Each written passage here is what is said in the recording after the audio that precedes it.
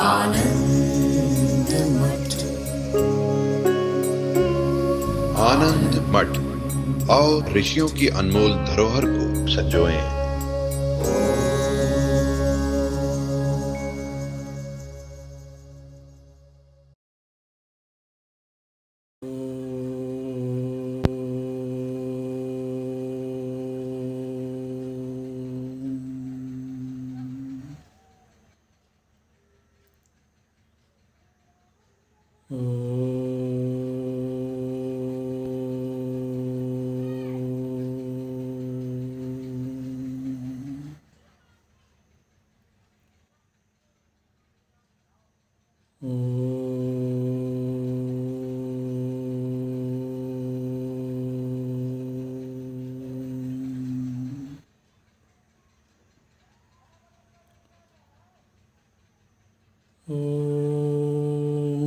भद्रं कर्णेभिः शृणुयाम देवाः, भद्रं पश्येमाक्षभिर्यजत्राः, स्थिरैरङ्गैस्तुष्ट्वागुंसस्तनूभिः व्यशेम देवहितं यदायुः।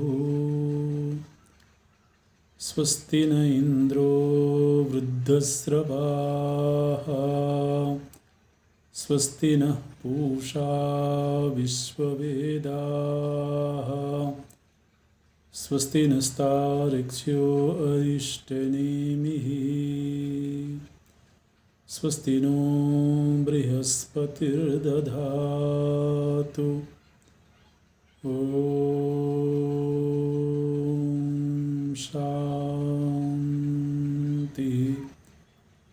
शान्ति शान्तिः।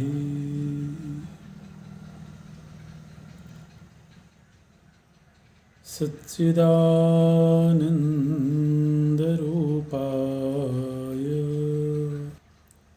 विश्वोत्पत्त्यादिहेतवे तापत्रयविनाशाय श्रीकृष्णाय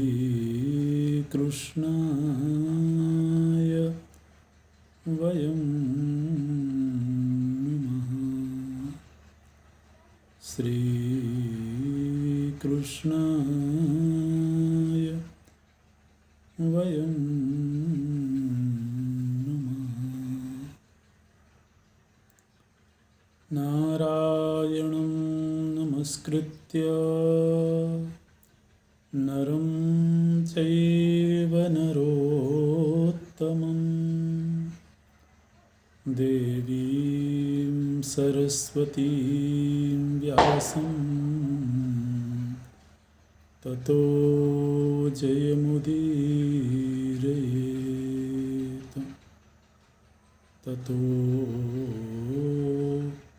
जयमुदीरयेत्।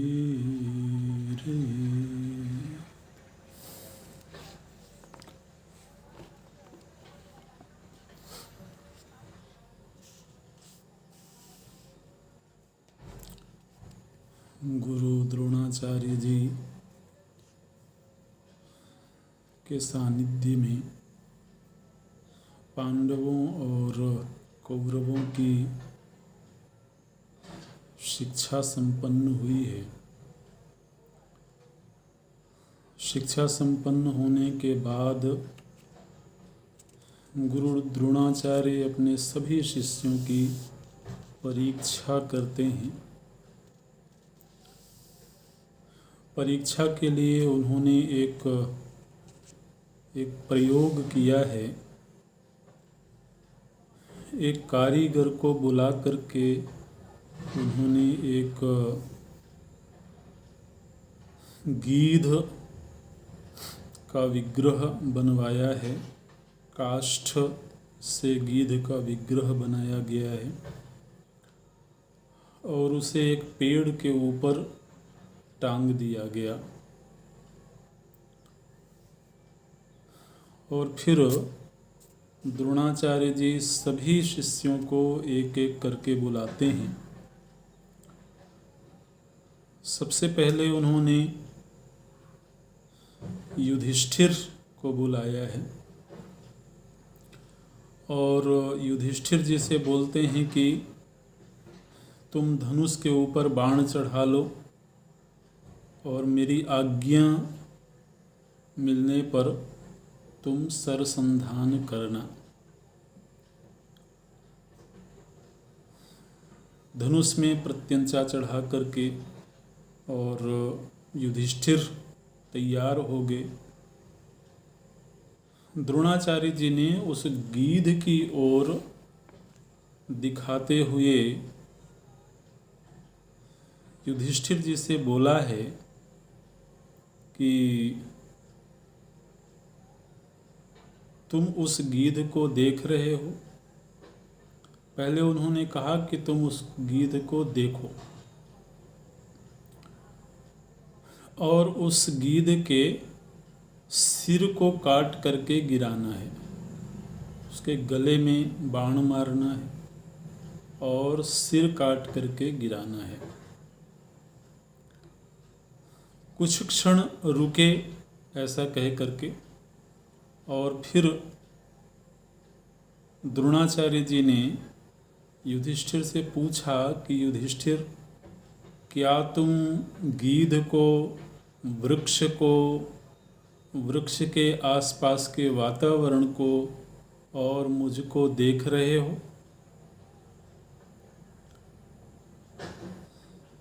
युधिष्ठिर जी ने कहा कि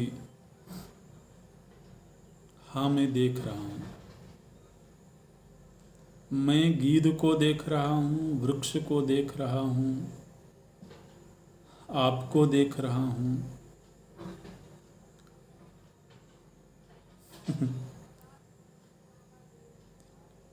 तो युधिष्ठिर जी के इस उत्तर को सुन करके द्रोणाचार्य जी को अच्छा नहीं लगा। हालांकि उन्होंने पूछा यही था कि क्या तुम गीध को देख रहे हो, वृक्ष को देख रहे हो, मुझको देख रहे हो? तो उन्होंने कहा कि हाँ, मैं सब कुछ देख रहा हूँ। तो द्रोणाचार्य जी को अच्छा नहीं लगा और उन्होंने थोड़ा सा झिड़क करके बोला कि तुम रहने दो, तुम सरसंधान मत करो। किसी भी शिष्य को समझ में नहीं आया कि द्रोणाचार्य जी ने ऐसा क्यों किया। फिर दूसरे शिष्यों को बुलाया, दुर्योधन को बुलाया गया, फिर और जितने भी कौरव थे, अर्जुन को छोड़ करके और सभी पांडवों को भी बुलाया गया और सभी से द्रोणाचार्य जी ने यही प्रश्न किया और सभी ने यही उत्तर दिया। जो उत्तर युधिष्ठिर जी ने दिया था वही उत्तर सभी ने दिया और द्रोणाचार्य जी को ये सुन करके अच्छा नहीं लगा।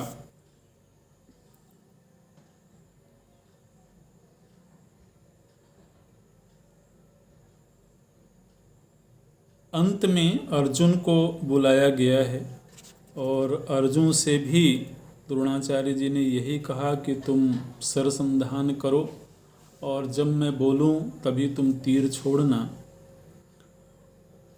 और थोड़ी देर रुक करके उन्होंने पूछा कि क्या तुम गीध को, वृक्ष को, मुझको देख रहे हो? तो अर्जुन ने कहा, पश्याम्येकं भासमिति द्रोणं पार्थोऽभ्यभाषत न तु वृक्षं भवन्तं वा पश्यामीति च भारत।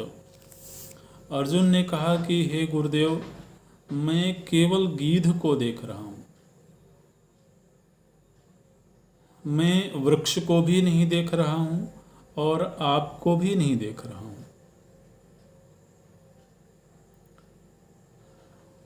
अच्छा, इस उत्तर को सुनकर के द्रोणाचार्य जी को थोड़ा अच्छा लगा। फिर द्रोणाचार्य जी ने अर्जुन से कहा कि अर्जुन, गीध के तो बहुत सारे अंग हैं, उसके पैर भी हैं, आंखें भी हैं, सिर भी है, पंख भी हैं, तो तुम कौन सा अंग देख रहे हो? तो अर्जुन ने कहा कि मैं गीध का सिर देख रहा हूं। तो ये उत्तर सुनकर के और प्रसन्न हुए द्रोणाचार्य जी, और उन्होंने कहा कि बाण चलाओ। और अर्जुन ने बाण चलाया और सिर काट करके गिरा दिया है। यह देख करके बड़ी प्रसन्नता हुई है द्रोणाचार्य जी को, और उन्होंने अर्जुन को उठ करके गले लगा लिया है सभी शिष्यों के बीच में। बोलते हैं, तस्मिन् कर्मणि संसिद्धे पर्यध्वजत पांडवम मेने च द्रुपदम संख्ये सानुबंधम पराजितम।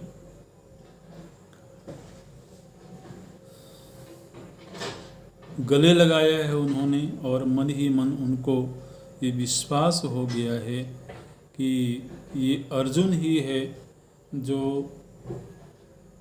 द्रुपद को परास्त करके मेरे पास ला सकता है। इसी तरह से एक परीक्षा और द्रोणाचार्य जी के द्वारा ली गई है, और वो परीक्षा ये है कि एक दिन द्रोणाचार्य जी अपने शिष्यों को साथ में लेकर के गंगा जी में स्नान करने के लिए गए हुए थे, और सभी शिष्य तट पर ही थे। द्रोणाचार्य जी गंगा जी में प्रविष्ट हुए, और जैसे ही गंगा के भीतर गए हैं वैसे ही एक ग्राह ने द्रोणाचार्य जी के पैर को पकड़ लिया, और वो गंगा जी की गहराई में उस ग्राह ने द्रोणाचार्य जी को खींचना आरंभ कर दिया। उस समय पर द्रोणाचार्य जी बहुत हड़बड़ाए, और उन्होंने शिष्यों को पुकारते हुए बोला कि ग्राह ने मेरे पैर को पकड़ लिया है और तुम लोग मुझे बचाओ। वहाँ अन्य जितने शिष्य थे वो तो सब हड़बड़ा गए और भयभीत हो गए, लेकिन एक अकेले अर्जुन ने सरसंधान किया है और 5 बाण मार करके उस पानी के अंदर जो ग्राह था उसको 5 बाण मार करके विदीर्ण कर दिया उन्होंने, अर्जुन ने। और फिर गुरु द्रोणाचार्य जी को पकड़ करके बाहर निकाला है। तो अर्जुन के इस पराक्रम को देख करके, इस समर्पण को देख करके द्रोणाचार्य जी को बहुत आनंद हुआ है। और फिर उन्होंने अर्जुन को एक अस्त्र दिया है। उस प्रसन्नता के वातावरण में उन्होंने कहा, गृहाणेदम महाबाहो विशिष्टमति दुर्धरम अस्त्रम ब्रह्मशिरो नाम सप्रयोग निवर्तनम। ब्रह्मशिर नाम का एक अस्त्र द्रोणाचार्य जी ने प्रदान किया है, और उन्होंने कहा कि यह अस्त्र बहुत विशेष है, किसी भी मनुष्य के ऊपर इसका प्रयोग नहीं करना। मेरे गुरु ने यह अस्त्र मुझे प्रदान किया था और बहुत भयंकर यह अस्त्र है। अगर तुमने किसी मनुष्य के ऊपर इसका प्रयोग कर दिया तो प्रलय की स्थिति आ जाएगी। तो वह अस्त्र दिया है उन्होंने, और उसके संचालन और संहार का रहस्य भी उन्होंने अर्जुन को बताया है। और सभी शिष्यों के सामने उन्होंने अर्जुन से कहा, भविता त्वत्समो नान्यः पुमान् लोके धनुर्धरः। उन्होंने कहा कि हे अर्जुन, इस दुनिया में तुम्हारे जैसा धनुर्धर और कोई मनुष्य नहीं है। तो ये शिष्य के प्रति गुरु की आत्मीयता है। और फिर जब वो संतुष्ट हो गए हैं, शिक्षा पूरी हो गई है, तो सभी कौरवों और पांडवों को लेकर के अन्य जो दूसरे देशों के राजकुंवर थे उन सभी को लेकर के वो राज दरबार में गए हैं और महाराज धृतराष्ट्र से उन्होंने कहा है कि आपके बालकों की शिक्षा पूरी हो गई है और हम चाहते हैं कि ये अपने कौशल का प्रदर्शन करें। द्रोणाचार्य जी ने महाराज धृतराष्ट्र से ये बात कही कि इन्होंने जो कुछ भी शिक्षा प्राप्त करी है उस शिक्षा का, उस कला का, उस कौशल का यह जन समुदाय के बीच प्रदर्शन करें, ऐसा हम चाहते हैं। धृतराष्ट्र जी को बड़ी प्रसन्नता हुई है और उन्होंने द्रोणाचार्य जी से कहा है कि आप यथा योग्य जैसा आप उचित समझें अपने ही निर्देशन में आप रंगमंच का निर्माण करवाइए। विदुर जी को आदेश दिया गया है कि द्रोणाचार्य जी के निर्देशन में एक श्रेष्ठ रंगमंच का निर्माण किया जाए जिसमें कि ये सभी क्षत्रिय बालक अपने युद्ध कौशल का प्रदर्शन करें। उसके बाद में एक बड़े विशालकाय रंगमंच का निर्माण किया गया है और सभी गणमान्य लोगों को उस सभा में आमंत्रित किया गया है, नगर के लोगों को आमंत्रित किया गया है। एक बहुत बड़ी भीड़ वहाँ एकत्र हुई है, बहुत बड़ा एक रंगमंच बनाया गया है और उसमें जो श्रेष्ठ लोग हैं उनके लिए अलग अलग आसन बनाए गए हैं। सभी जो नवशिक्षित राजकुंवर हैं वो वहाँ पर सुंदर सुंदर वस्त्राभूषण धारण करके एकत्र हुए हैं अपने अपने आयुधों के साथ में। और जब प्रदर्शन की उद्घोषणा हुई है तो सबसे पहले पांडवों और कौरवों सभी ने मिलकर के गुरु द्रोणाचार्य जी और कृपाचार्य जी का विधिवत षोडशोपचार पूजन किया है। बोलते हैं रण मध्य स्थितम द्रोणम अभिवाद्य नरसभाः पूजाम चक्रुः यथा न्यायम द्रोणस्य च कृपस्य च। तो द्रोणाचार्य जी और कृपाचार्य जी का बहुत आदर सम्मान के साथ में पूजन किया गया है, उनका सत्कार किया गया है और दोनों ही गुरुओं ने अपने शिष्यों को आशीर्वाद प्रदान किया है। आशीर्भिश्च प्रयुक्ताभिः सर्वे संभृष्टमानसाः अभिवाद्य पुनः शस्त्रान् बलिपुष्पैः समन्वितान्। फिर उन्होंने अपने अस्त्र शस्त्रों को प्रणाम किया है, अस्त्र शस्त्रों की भी पूजा करी है पुष्प आदि के द्वारा और उसके बाद में अपने अपने पौरुष का, अपने अपने पराक्रम का सभी वीरों ने प्रदर्शन किया है। और उस प्रदर्शन को देख करके वहाँ उपस्थित जो लोग थे वो आश्चर्यचकित होते हैं, वो आनंदित होते हैं। और सबसे बढ़कर के जो प्रदर्शन था वो अर्जुन का था। सभी ने, जैसे भीम और दुर्योधन, इन्होंने गदा युद्ध का प्रदर्शन किया और गदा युद्ध का प्रदर्शन करते समय एक ऐसा वक्त भी आया जब दोनों ही आपस में भिड़ गए और आपस में भिड़ गए, वहाँ बड़ा कोलाहल हो गया। द्रोणाचार्य जी को लगा कि कहीं ये जो रंगमंच है कहीं ये युद्ध भूमि में न परिणत हो जाए। तो उन्होंने आदेश दे करके फिर उन दोनों को रोका है। तो इस तरह से जो रथ संचालन में कुशल है उन्होंने रथ संचालन का प्रदर्शन किया।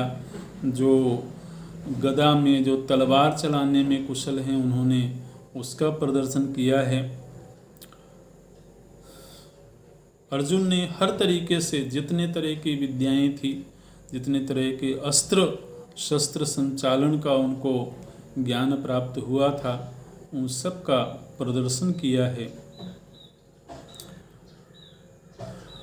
और अर्जुन के अद्भुत प्रदर्शन को देख करके द्रोणाचार्य जी ने इतनी बड़ी सभा में उद्घोषणा करते हुए ये बात कही है, यो मे पुत्रात् प्रियतरः सर्वशस्त्र विशारदः।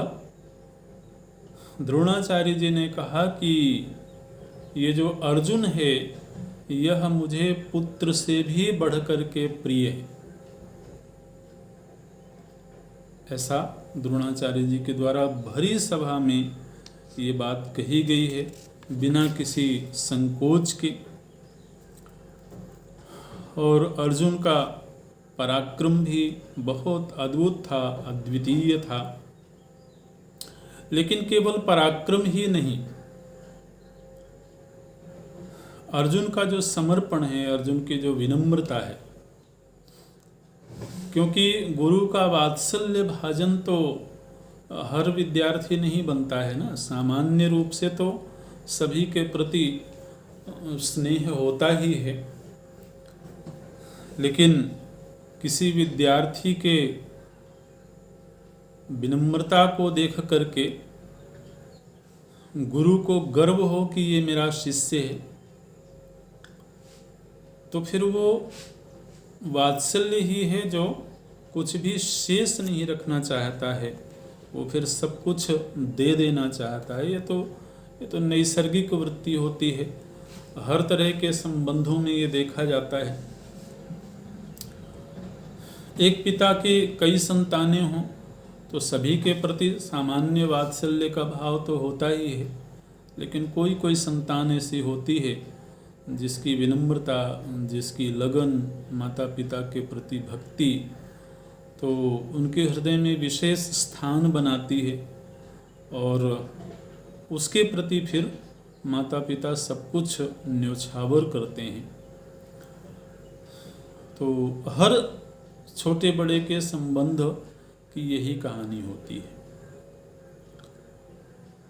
अब जो शस्त्र विद्या के आचार्य हैं उनके पास में बहुत तरह की विद्याएं होती हैं, बहुत तरह के अस्त्र हैं, बहुत तरह के आयुध हैं, लेकिन हर आयुध की शिक्षा तो वो सभी विद्यार्थियों को नहीं दे सकते हैं, नहीं देते हैं। अब जैसे एक आयुध की चर्चा आई, ब्रह्मशिर नाम का जो अस्त्र था, उसकी शिक्षा द्रोणाचार्य जी ने किसी को नहीं दिया, क्योंकि वो बहुत भयंकर अस्त्र है, उसके लिए बहुत विवेकशील व्यक्ति चाहिए और आज्ञाकारी व्यक्ति चाहिए। क्योंकि क्षत्रिय में तो क्रोध की वृत्ति भी बहुत होती है, कहीं पर भी क्रोध आ जाए और वह गलत जगह पर उसका प्रयोग कर दे। तो इसलिए वीरता के साथ साथ विनम्रता ये बहुत जरूरी होती है। तो अर्जुन को द्रोणाचार्य जी ने ऐसी ऐसी विद्याएं भी दी हैं जो उन्होंने अपने पुत्र अश्वत्थामा को भी नहीं दिया। देखिए, शुरू में जब गुरुकुल आरंभ हुआ था तब द्रोणाचार्य जी के मन में एक सहज जो परंपरागत वात्सल्य होता है वो अपने पुत्र के प्रति होता है। तो द्रोणाचार्य जी को ऐसा लगता था कि मेरा जो पुत्र है वह सर्वश्रेष्ठ वीर बने, धनुर्धर बने, लेकिन केवल पुत्र होना ही शिष्यत्व के लिए पर्याप्त नहीं है।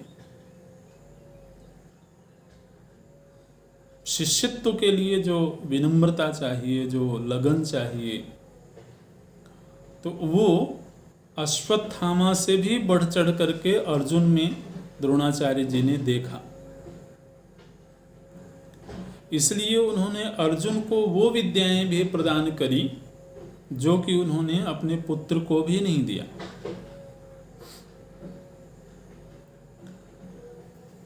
तो अर्जुन ने यहाँ पर अपनी वीरता का, अपने पराक्रम का प्रदर्शन किया है।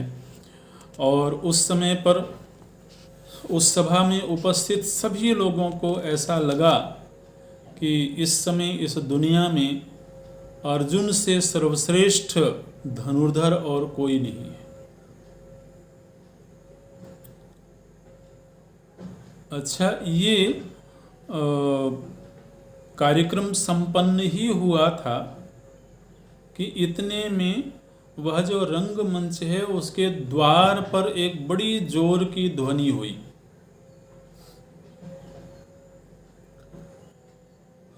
और जो द्वारपाल थे, अन्य जो लोग थे, वो देखने लगे कि ये द्वार में अचानक से किस चीज़ का कोलाहल हुआ है, किस चीज़ की ध्वनि हुई है। तो उन्होंने देखा कि एक बहुत तेजस्वी वीर द्वार पर उपस्थित हुआ है। द्वारपालों ने बिना कहे ही उसको मार्ग दे दिया और वह वीर उस रंगमंच के बीच में पहुंचा है। वहां पहुंच करके सबसे पहले उसने कृपाचार्य जी और द्रोणाचार्य जी को प्रणाम किया है दूर से ही, लेकिन उसके प्रणाम में बहुत आदर का भाव नहीं था। चूंकि आचार्य हैं इसलिए उनको प्रणाम करना चाहिए, इस भाव से उसने प्रणाम तो किया, लेकिन उसके उस प्रणाम करने के ढंग में ही समझ में आ गया था कि उसमें बहुत आदर का भाव नहीं है। अच्छा, उसके बाद उस वीर ने अर्जुन को ललकारा है। बोलता है, पार्थ यत्ते कृतम कर्म विशेष वदहम ततः करिष्ये पश्यताम नृणाम मात्मना विस्मयम गमः। वो वास्तव में कर्ण था और उसने अर्जुन को ललकारते हुए बोला कि हे पार्थ, तुमने यह जो अद्भुत पराक्रम का प्रदर्शन किया है, मैं उससे भी बढ़ चढ़ करके धनुर्विद्या का प्रदर्शन करूंगा।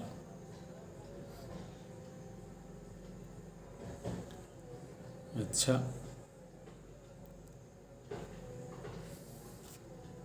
तो जब उसने इस तरीके से ललकारा तो पूरी सभा, जितने लोग वहाँ उपस्थित थे, एकदम से खड़े हो गए कि ये बिल्कुल अपरिचित सा वीर कहाँ से उपस्थित हो गया इस सभा में, और अर्जुन को ललकारने की इसमें सामर्थ्य है।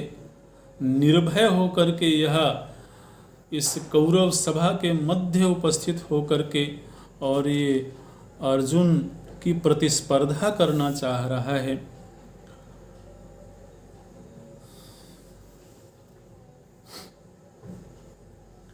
और फिर अर्जुन ने जो जो प्रदर्शन किए थे वो सारे प्रदर्शन उस वीर ने, कर्ण ने किया वहां पर, और वो अर्जुन से किसी भी तरह से कमतर नहीं था। उस सभा में सभी माताएं भी उपस्थित थीं, कुंती जी भी वहां उपस्थित थी, और माता कुंती ने कर्ण को पहचान लिया था। लेकिन पहचान लेने के बावजूद उन्होंने किसी से कुछ भी बोला नहीं।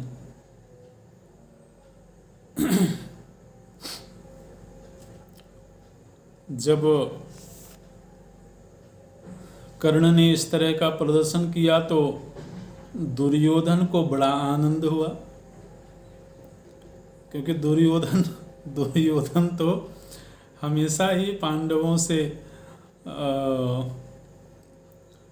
प्रतिद्वंद्विता का भाव लिए बैठा हुआ था। धनुर्विद्या में अर्जुन से बढ़ चढ़ करके उसे कोई नजर नहीं आता था। गदा युद्ध में भीम के समकक्ष अपने आप को थोड़ा वो समझता था। तो जब अर्जुन ने देखा कि कोई एक ऐसा वीर भी है इस दुनिया में जो अर्जुन से प्रतिस्पर्धा कर सकता है, वो तत्क्षण कर्ण के पास में गया और अपने हाथ बढ़ा दिए। उसने कहा कि हे वीर, मैं तुमसे मित्रता करना चाहता हूं। अच्छा,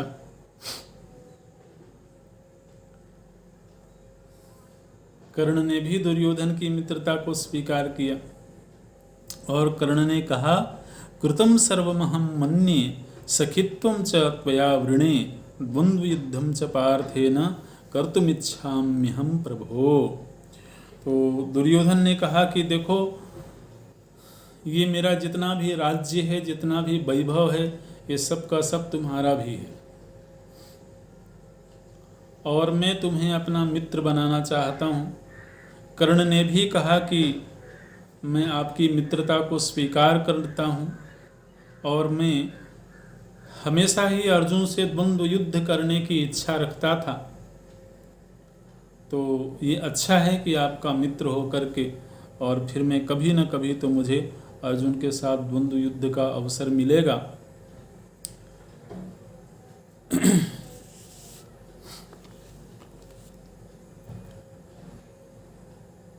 तो अर्जुन ने कहा कि कभी की प्रतीक्षा क्यों करते हो?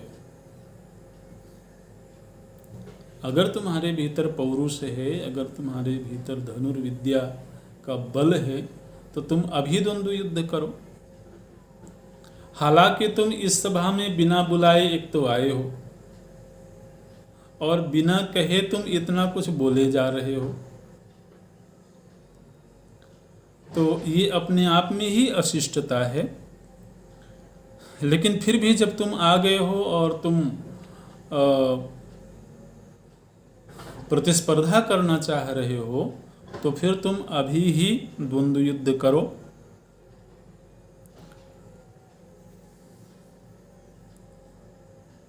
कर्ण तैयार हो गया। कर्ण ने कहा, बिल्कुल मैं अभी ही द्वंद्व युद्ध करूंगा तुमसे। और इस तरह से वह जो रंगमंच था वो ऐसा लगा कि जैसे युद्ध भूमि में परिणत हो जाएगा।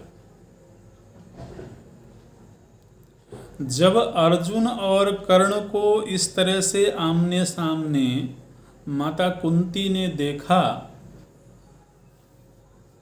तो उनको बड़ी पीड़ा हुई। किसी के सामने वो बोल भी नहीं सकती कि ये वीर भी मेरा ही पुत्र है और ये दोनों भाई भाई हैं और ये आपस में ही लड़ने को तैयार हैं। लेकिन जब ये दोनों आमने सामने हुए तो कुंती जी को इतनी पीड़ा हुई, वो बेहोश हो गई। विदुर जी ने बहुत प्रयास करके उनको किसी तरह से जगाया है और जगा करके फिर स्वस्थ किया है। इस बीच में भीम ने ये कहा कि देखो, द्वंद्व युद्ध तो हो सकता है, लेकिन द्वंद्व युद्ध तो बराबर वालों के बीच होता है।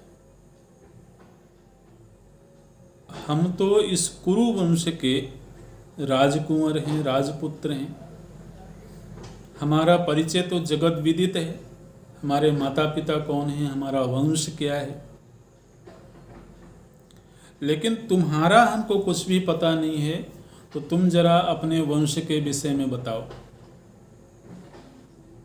क्योंकि क्षत्रिय का सामना क्षत्रिय ही कर सकता है।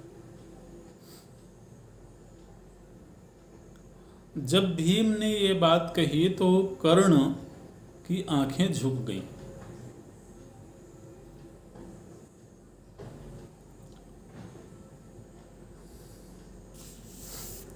उस समय पर दुर्योधन सामने आया और दुर्योधन ने कहा कि देखो, वीरता के लिए केवल वंश ही एकमात्र हेतु नहीं है।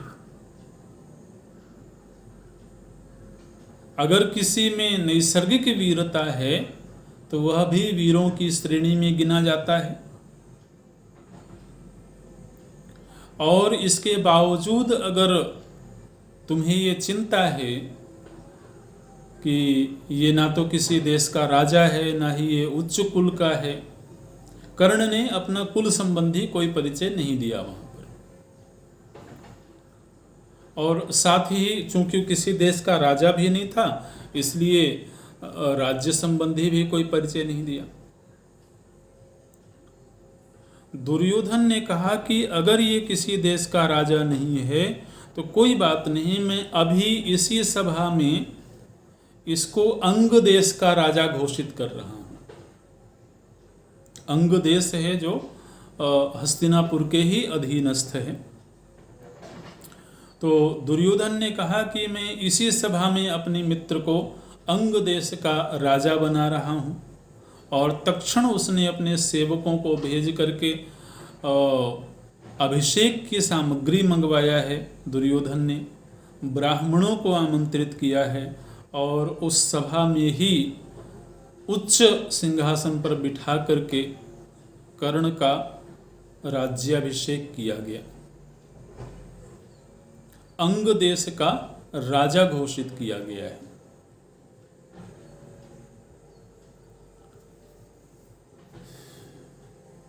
इस घटना से कर्ण का जो मन है वह दुर्योधन के प्रति और ज़्यादा आत्मीयता से भर गया, मित्रता और जरा प्रगाढ़ हो गई। क्योंकि व्यक्ति की जो पहचान है उसका भी एक बड़ा महत्व होता है व्यावहारिक जीवन में।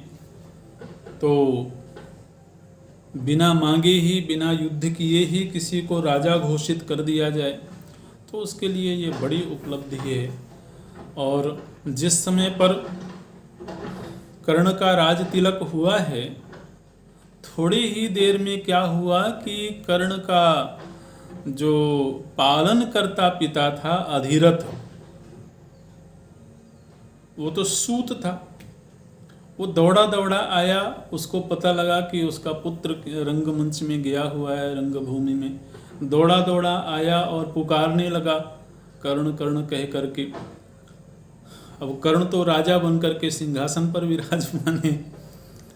तो फिर कर्ण ने जब अपने पिता अधिरथ को देखा है तो वो एकदम से सिंहासन से उतर करके नीचे आए हैं और अपने पिता को प्रणाम किया है।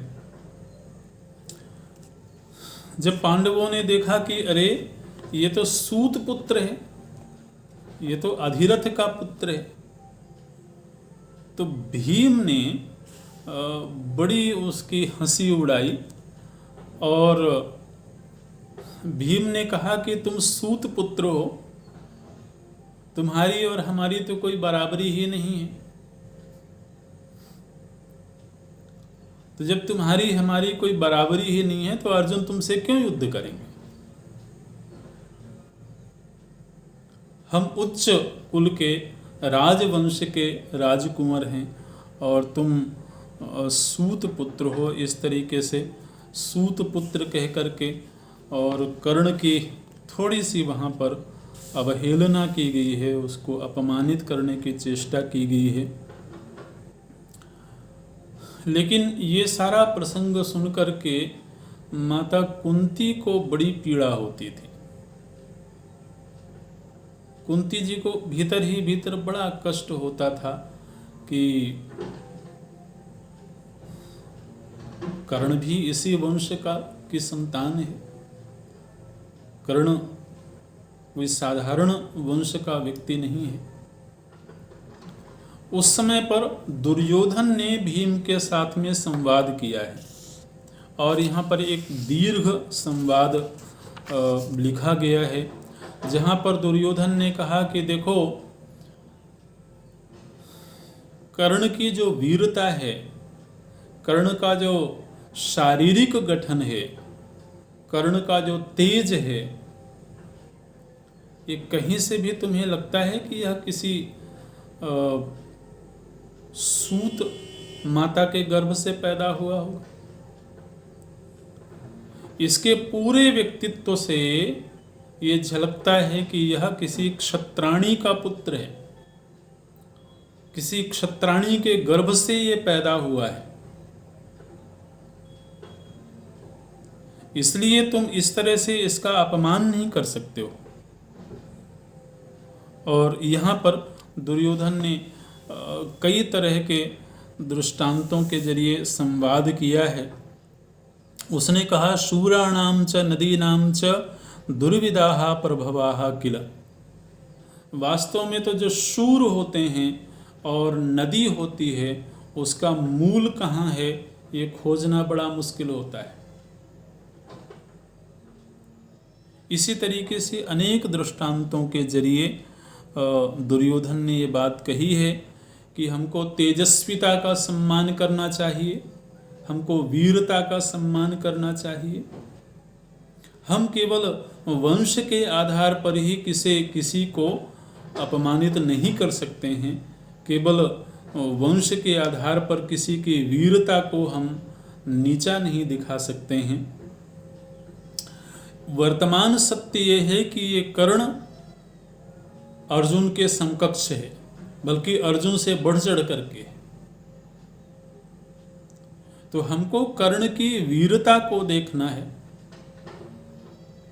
और कर्ण का जो शारीरिक सौष्ठव है, जो उसकी तेजस्विता है, वह किसी भी दृष्टि से किसी राजकुंवर से न्यूनतर नहीं है। और अब तो वो अंग देश के राजा भी हैं।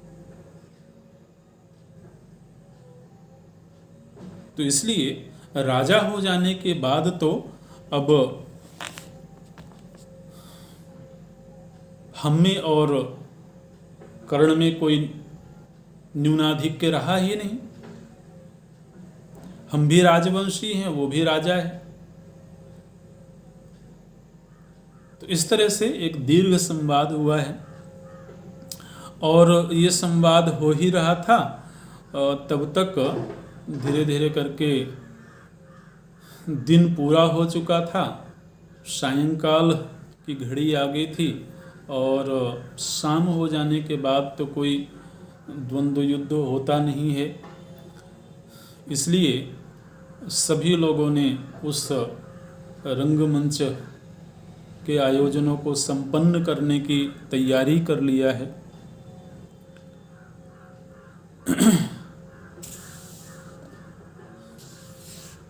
और सभी लोग अपने अपने यथास्थान को चले गए। इस कार्यक्रम के बाद एक दिन द्रोणाचार्य जी ने अपने सभी शिष्यों को अपने पास में बुलाया और उनसे कहा कि चूंकि अब आप लोगों की शिक्षा संपन्न हो चुकी है, इसलिए मैं आप लोगों से गुरु दक्षिणा लेना चाहता हूँ। अच्छा, और गुरु दक्षिणा ये लेना चाहता हूँ कि पांचाल राजम द्रुपदम गृहीत्वा रणमूर्धनि पर्यानयत भद्रम वह सा स्यात् परम दक्षिणा। मेरी गुरु दक्षिणा ये है कि पांचाल देश का राजा द्रुपद है, रणभूमि में उसको परास्त करके और उसको पासों में बांध करके मेरे सामने लेकर के आओ, यही मेरी सबसे बड़ी गुरु दक्षिणा है। सभी शिष्यों के सामने यह बात रखी गई है ये, और सभी शिष्य इस कार्य के लिए तैयार हुए हैं। और फिर स्वयं गुरु द्रोणाचार्य जी सभी पांडवों और कौरवों को लेकर के पांचाल देश गए हैं। पांचाल देश में जाकर के सबसे पहले कौरवों ने महाराज द्रुपद से युद्ध किया। पांडव लोग थोड़ा सा पीछे ही रुक गए थे, क्योंकि ये दुर्योधन और बाकी जो कौरव थे वो बड़े उत्साही थे कि हम पहले अपने गुरु को गुरुदक्षिणा देंगे, इस तरह से।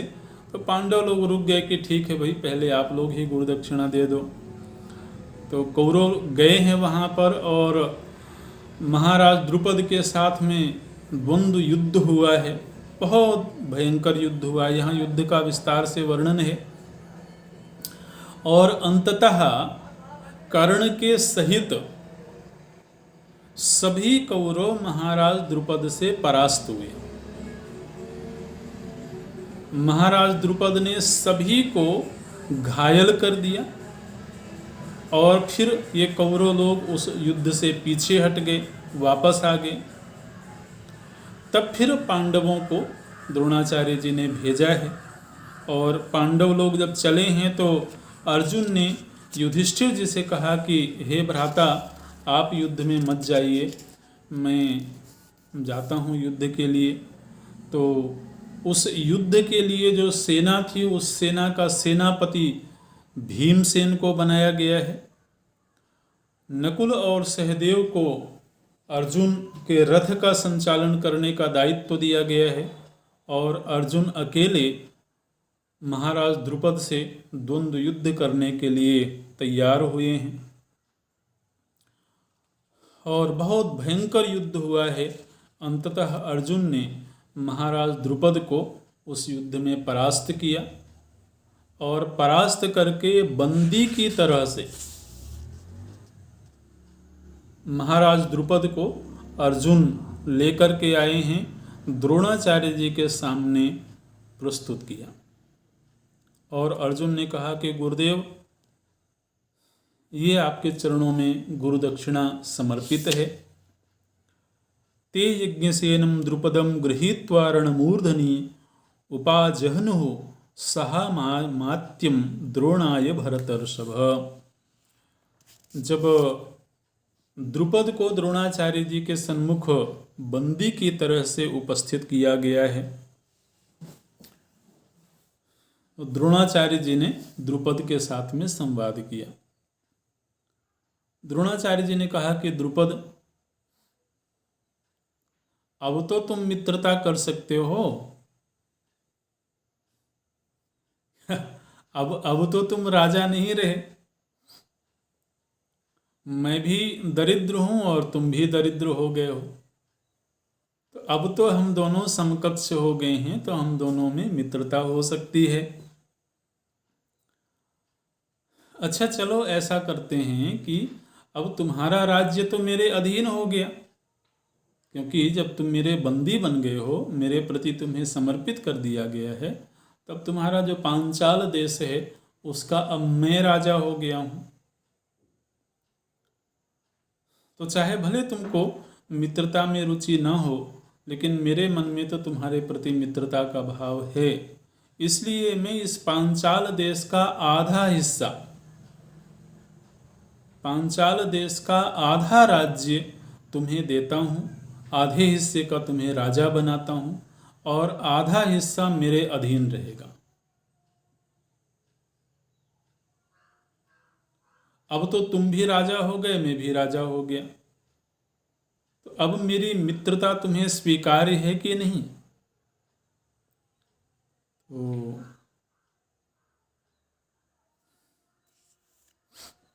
अब द्रुपद को स्वीकार करना ही था।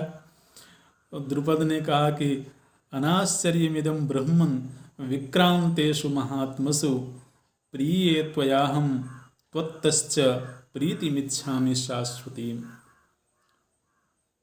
द्रुपद ने कहा कि जो ब्रह्म तेज होता है उसके सामने तो मैं परास्त हुआ ही हूँ और मैं आपकी मित्रता को सहर्ष स्वीकार करता हूँ और हम लोगों की अब अखंड मित्रता रहेगी। इस तरह से द्रोणाचार्य जी ने पांचाल देश का आधा हिस्सा ही द्रुपद को दिया था ये ध्यान रखें। बाद में भी आधा हिस्सा द्रोणाचार्य जी के पास में ही है। इस प्रसंग में अभी ये वर्णन आया है कि जो आधा हिस्सा था उसका नाम अहिच्छत्रा था और वो द्रोणाचार्य जी के अधीन ही रहा है। तो इस तरह से ये प्रसंग पूरा हुआ है। उधर धृतराष्ट्र के द्वारा महाराज युधिष्ठिर जी को युवराज पद पर अभिषिक्त किया गया है। इसके आगे का प्रसंग अगली कक्षा में देखेंगे। युधिष्ठिर जी को महाराज धृतराष्ट्र के द्वारा युवराज पद पर अभिषेक किया गया है, क्योंकि युधिष्ठिर ही कौरवों और पांडवों सभी में ज्येष्ठ थे, न केवल आयु की दृष्टि से बल्कि उनके जो सद्गुण थे, उनकी विनम्रता, धर्मनिष्ठा, तो सद्गुणों के आधार पर भी युधिष्ठिर सभी से बढ़ चढ़ करके थे। इसलिए महाराज धृतराष्ट्र के द्वारा उनको युवराज बनाया गया है। ओम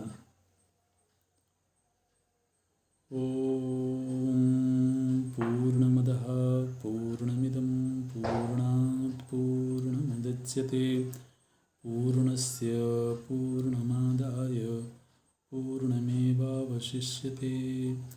ओम शांति शांति शांति। हरि ओम श्री गुरुभ्यो नमः। हरि ओम।